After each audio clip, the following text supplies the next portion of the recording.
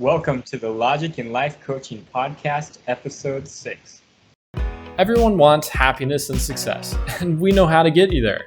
Come listen to the Leadership Society of Arizona as we teach a proven logic to help you simplify life, overcome challenges, and predict the future. You're listening to the Logic and Life Coaching Podcast.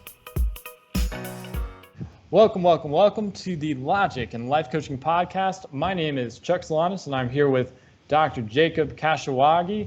Thank you so much, Dr. Jacob, for coming on the show. You're very welcome.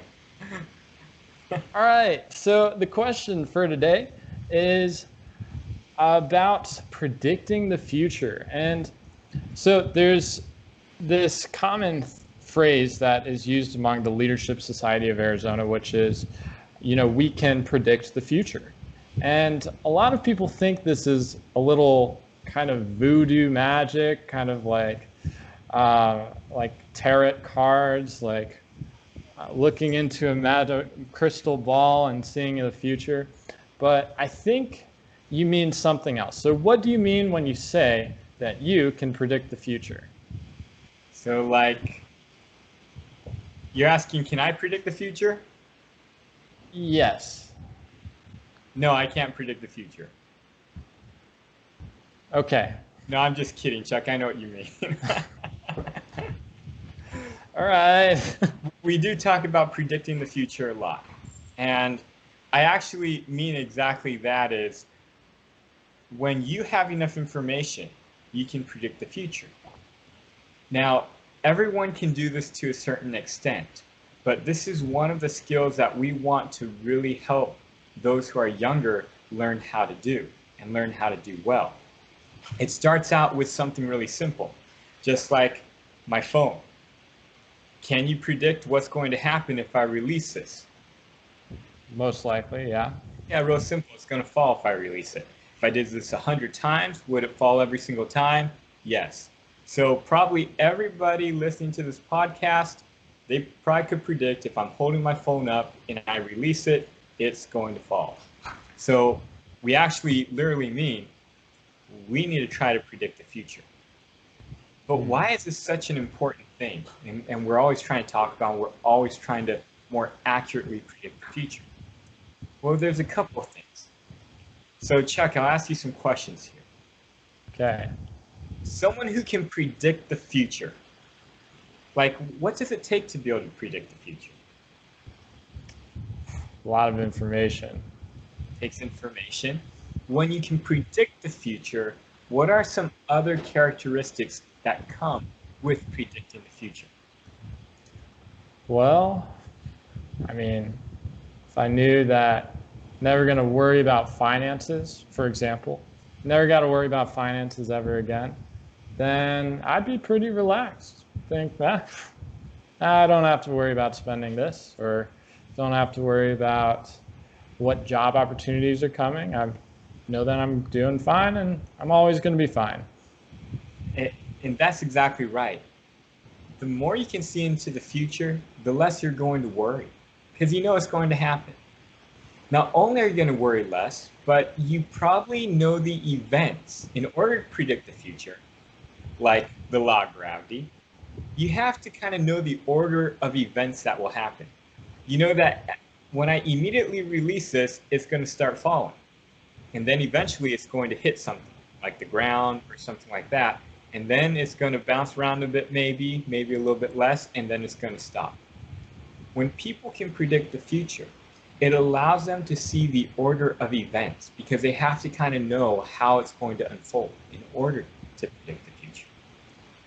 Someone who can see the order of events, they're more likely to do something because they know what to do. They know what's coming up. They know how to do it. And these are the type of things and characteristics that we want in the people that we teach leadership to. We want them to be able to know what to do next, the order of events. We want them to be able to understand how things will unfold so they're not surprised, so they're not stressed, so that they can relax more and they know exactly what to do. And many people don't realize that a lot of times we end up playing video games, watching YouTube, television, Netflix, right? We end up doing these things not because we want to all the time, but sometimes it's the only thing we know how to do, right? After completing all of our homework or our work, we get home and we're tired, we can't think about anything. Everything seems too hard to do, so instead we just want to relax, kick up our feet and do nothing. But the more that we actually can see into the future, we understand what's going on, the easier things become. And as things become easier, we are able to actually go and move towards our goals a lot quicker. Does that make sense? Yeah. Well, I mean, it makes sense that if you know what's going to happen, that it's going to be a lot easier for you. It's going to be, things are just going to work out, and you just know it. But if you're not in that point, at that point where you say like, I can predict what's going to happen, you're kind of like, well, I got an inkling. I kind of think this is going to happen, but I'm not really sure. Then you would be a little anxious. So how do you get to that point where you're less than 50% sure that that's going to happen to more so like 100, 90, 80%? What takes that step? So to get 100% of information, understand what's going on, be able to predict the future 100% accurately, it's impossible for most people. In fact, for everybody. So what we want to do is we just want the least amount of information that will let us see the farthest. How do we do this? And how do we develop the skill of being able to predict the future? A couple of things. So there's three things I want to relay to all of our listeners today in this podcast on how to improve your ability to predict the future. All right. So the idea here is the more you practice, the better you get at it. Okay, so the first is setting goals. See, a lot of people don't realize we don't set goals to try to achieve things. We set goals to practice predicting the future. Did you know that, Chuck? I didn't know that. So like at the beginning of the year, when someone first starts to set goals, they can't predict the future at all, right? They start out like a little baby who doesn't know what's going on next. All they know is when they're hungry and when they need to sleep. When you first start setting goals, you're looking at the year, right? You set your yearly goals in New Year's resolutions, and you say, yeah, let's lose 50 pounds this year because that's going to be so easy for me to do. And that's a great goal. So you set your goal, and by the end of the year, you didn't lose any weight, right? Or at the beginning of the year, you say, I'm going to do exercise every day, and you only exercise maybe once a week. It's because we're very bad at predicting the future. We don't understand who we are. We don't understand what we're capable of doing. So we can't tell what we're going to do in a year.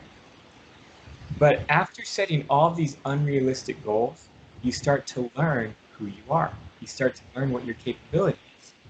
And you get better at setting goals. You get better not at setting goals, you get better at predicting the future. Because you know what you're going to do. And you start realizing, I'm not going to exercise every day. I'm just going to exercise once a week probably. So you set a goal for exercising once a week. And you start to obtain your goals. You start to fulfill them. And this is you getting better at predicting the future, right? And so setting is one of the greatest tools. It's why people become so successful in life. Because when they set goals, they learn to predict the future. And if you can predict the future, yeah, basically you can do anything. Well, I mean, you can think of it, I used to set New Year's resolutions all the time. And when I realized that I wasn't making all of the New Year's resolutions, I kind of decreased the goals so I could smash those goals. So I could get way higher than them. And then I was like, that's not realistic either, because I'm like, I got it, but what did that take? Maybe going on hiking a mountain was one of my goals. So I wanted to hike a 14er. And I hiked it and like, yeah, well, I already had it planned. I mean, it's not like that's that crazy of a goal, but then I think I'm not reaching my fullest potential. So there's this anxiety when I don't set these goals that are really at my level, I guess. Well, that's true, right? When you get good at predicting the future, you don't want to go high or low. You want to know exactly what it is. And so even with setting goals, you're going to either set unrealistic goals or goals that are too low. Either way, you're bad at predicting the future, right? Because either you did more or you did less, but if you want to know what will you do, right? You want to be able to predict the future accurately, not over predict it or under predict it, if that even makes sense. Right. And that's why we set goals. And that's why you can start realizing as you set New Year's resolutions, hopefully they get more accurate. Hopefully you went over, then you went under, but hopefully it got up to a point where you're pretty close to what you know you can do each year. That it's stretching you enough, but not too much that it's not capable for you to do. But that's one way of learning and practicing predict the future. Second way is writing in a journal. Now, a lot of people say, well, why is writing in a journal, why will that help you predict the future? Well, because when you document your life over years in a journal, you can actually go back and to see what happened. You can actually remember events. You can actually go back and say, hey, I'm here right now. Let me go back a year and see where I was and to see the events leading up to where I am. The documentation of being able to know what happened at the beginning, what happened through, and then what the outcome was. There's very few times in life where you have enough information to piece it together, right? And to know what accurately happened and exactly see what the future entailed and also what caused it. And so writing in that journal gives you that documentation. So I guess I shouldn't just say writing in a journal, but it's going back and looking at your journal, going back and looking at what you thought would actually happen, where you are right now. That helps you to be able to see and helps you to be able to understand what people go through. Right. Yeah, and I've written in a journal for a very long time now, and most of the time I look back at my fifth grade, third grade journals, and I'm like, wow, I had some pretty profound questions back then, and then I think, wow, I was so worried about this. And I guess there's a progression that you can see in your own life when you're going through these journals. But is there a specific way of journaling that you recommend? Or like, is it writing your feelings, your emotions, or is it detailing each specific activity that happened throughout the day? No, with my journal, I usually identify significant activities. I identify how I'm feeling, what my perceptions were on what has happened. And that's pretty much it. And then anything else that I feel like I should write down. But as long as you're putting some type of documentation in that, that's what really counts and that's what really matters. It allows you to then go back and see, the progression, how things were happening. Okay. Now, the third way to help you predict the future, talking with a mentor.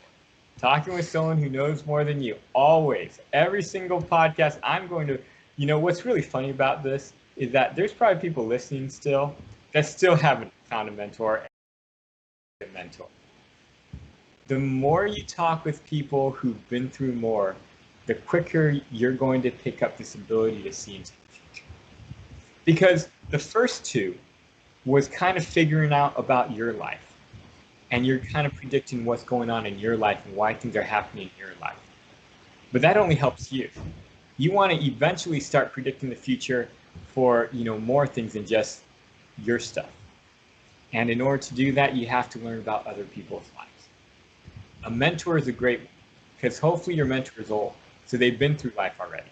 And they can actually take you through their life on why things happen and what caused what. and that will really help you out. Mm. Now, there's a fourth one. Oh, bonus. Isn't a mentor. Yes. Actually, the fourth one is helping other people, servicing other people. Because the more you service other people, the more you get to know other people and what they've been through and what they're going through in life, the more you can kind of see that cause and effect in how people get to where they are. And that will also help you in predicting the future as you go through life and as you meet more people. Okay. So that's my 3 principles with a bonus 4th. Oh, all right. And so if someone is looking for a mentor, since we've harped on this over and over and over again, what should they look for? They should look for someone who is really good at what they want to be really good at, right? Because when you want someone who can predict the future, but not everyone can predict the future in everything. But you want someone who can at least predict the future in what you care about. So if you really care about playing baseball, then you want to find someone who has played baseball, who knows and can predict what it's going to take to be successful in baseball. If you like, being an engineer or a mathematician or a doctor, you want someone in that area because they will actually be able to tell you and help you predict the future more than anyone else can in that area. And beyond career, you also want to find someone that you respect how they're living, who they are, right? Because that's the information you want on how do I become this way? How can I predict how I'm going to end up right now in this path, in trying to get to where you are? And so you want to find anyone who is better than you are in terms of their experience, their understanding of life, in the sections and in the areas of life that you really care about. Got it. Hopefully the oldest person you can find. Like on their deathbed old, or like? They're on their deathbed old, but they can still communicate and they still have a sound mind. They're probably the best. Okay. But it's not just to say that old people, are more intelligent than younger people. But if you took the same intelligence of people and one's young and one's old, try to go with the old one every single time, right? Because if they're exactly the same, one has more experience than the other. Yeah. That makes sense. No, yeah, that definitely makes sense. If you've gone through more experiences, they could probably share more of that knowledge. So, all right. Well, thank you so much, Dr. Jacob, for answering my question. And I hope all of you enjoyed listening to this podcast, watching the video, and we hope to see you again. Thank you for listening to the Logic and Life Coaching Podcast. It would be great if you could take a moment to write us a review. For any questions, comments, or topics that you would like to have addressed on the show, email the team at leadaz.org. To learn more about the Leadership Society of Arizona, visit us at leadaz.org.